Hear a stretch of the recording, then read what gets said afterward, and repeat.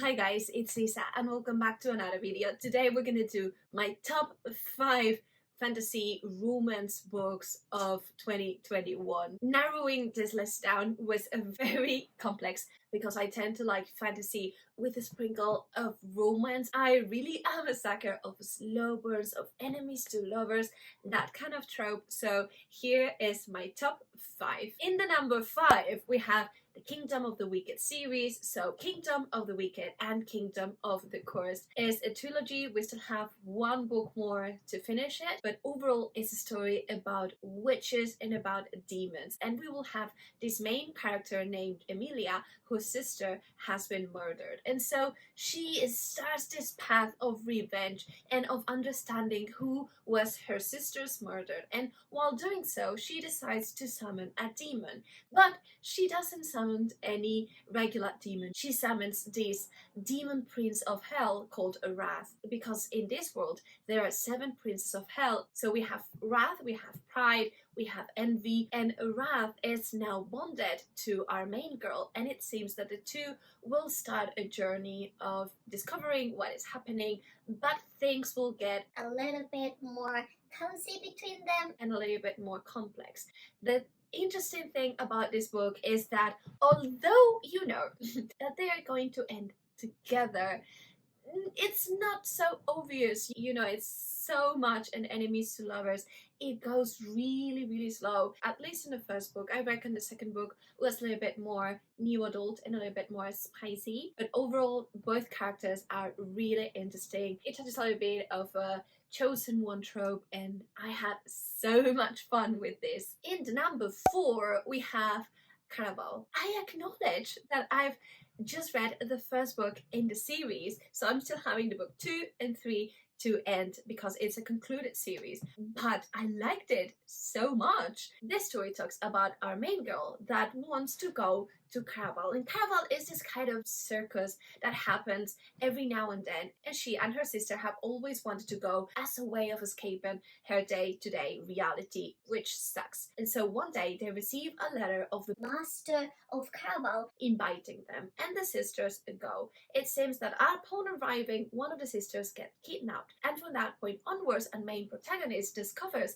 that the end game of this Caraval is to find her sister, and in order to do that, there's going to be different clues delivered to the people. And this is not overly romantic, but the banter and the slow burn that the main character has with the main male character, it was so fascinating. Every time that this main male character appeared, I was like, yes. And I really liked the dynamic. It made me pass the pages so fast. Overall, it was a very fun book, very plot driven, a little bit of a chosen one, but also an enemies to lovers kind of vibe.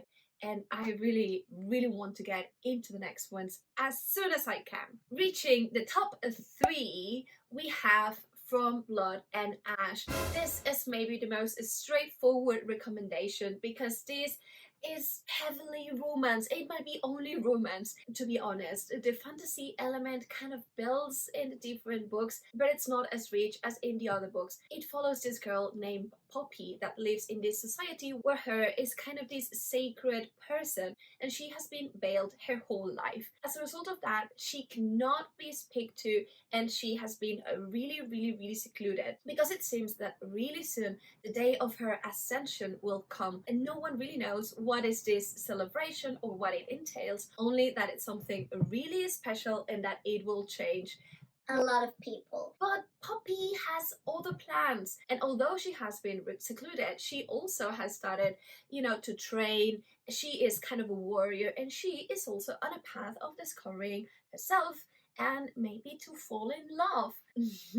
This book has a lot of longing, and it has this dynamic in which the characters meet at the beginning of the book, and then they don't meet again until the end of the book. And so you have that feeling of she wanting to get back to that moment and just savoring the things that were passing between the two. Things get spicy. We have 3 books out. The 4th one will be released next year, and overall, although I don't believe the series maintained its good vibe, it really was a pleasure to read. And in the top 2, we have A Strange the Dreamer.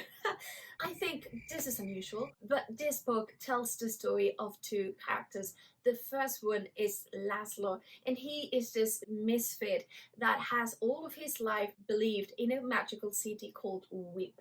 But it seems that this city is forgotten to everyone, and no one really believes this city exists anymore. But someday people from Whip come to Laszlo's town seeking help. Laszlo is one of the people that goes in this journey to help figure out what is happening in Weep. And reaching to Weep, we will be introduced to the second point of view, which is of Sarai. This woman that lives in Weep and has special powers. And the relationship between the two is just so sweet. It is to die for. It is not spicy, but it has this kind of sweet side, and it's a couple that really will melt your heart. And in the top 1, my favorite, and hopefully at some point I will move forward from this series, Shadow of the Fox. I just love so much Jumeko and Tatsumi. They are the best.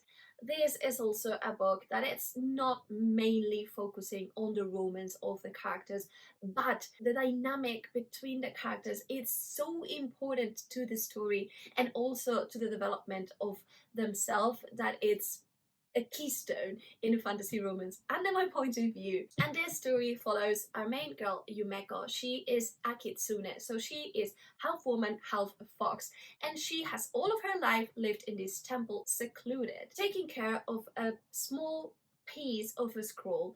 It seems that if these pieces of the scroll blend together, a dragon might arise, and that dragon, just grants wishes that can and will tear the world apart. And one night, everyone is killed in Jumeko's temple, and so she starts this journey to take this piece of the scroll to safety. And while doing so, in that quest, she will meet different people. The most important one is our other point of view, because this is also a dual perspective story, which is Tatsumi. Tatsumi is a samurai that belongs to this dark clan. But he is special because he has this sword that has a demon inside, and he has all of his life been trained to conceal his emotions, to conceal his feelings, because this demon, if he sees some weaknesses, he will tear apart Tatsumi. So he is really an introvert, he is really straightforward and overall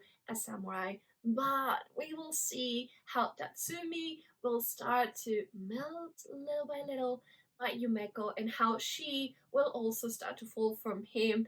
The longing between these 2 characters was so good. It's a very, very good slow burn. This is a little bit of a chosen one, a quest, also a family found kind of vibe. There's also a lot of banter. There's another romance within this story that it's also really sweet. This series has it all. It's not only a Japanese inspired story, but it's a phenomenal story. And that was it for today. I really hope you liked this video. If you did, give it a thumbs up. If you want to see more videos like this one, subscribe to the channel if you will. And I really hope to see you soon in other videos.